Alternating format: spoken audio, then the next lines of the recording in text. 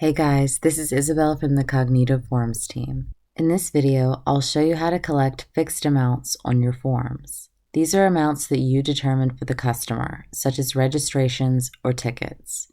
For this example, I'm creating a class reunion registration form, and I want to give attendees the option to pay for different events.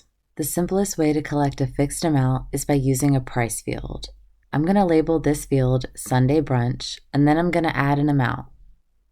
Unlike other fields that collect payment, the price field is always set up to trigger the payment block at the bottom.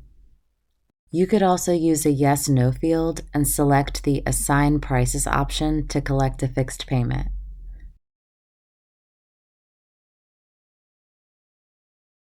This way, attendees can opt into the event. Since I want to offer multiple events to attendees, the choice field will be the best fit for this form.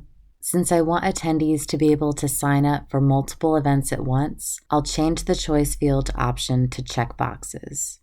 First, I'm going to populate the choice options with my different events.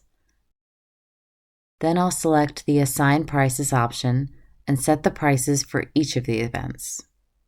Of course, I'll want to collect payment for this field, so my attendees can select an event and complete their payment at the bottom. Now attendees can select any combination of events and the prices will be automatically added in the payment block. One thing to keep in mind about choice fields is that once you add a choice field and save your form, you can no longer change the field type. If you need to make changes after the fact, I recommend copying the field to start over. Just be careful if you choose to delete the old field because that will erase any entry data associated with the field as well. That's it for this video, but if you need any extra help setting up your order forms, you can find more information in our user guides or you can reach us directly by submitting a support request.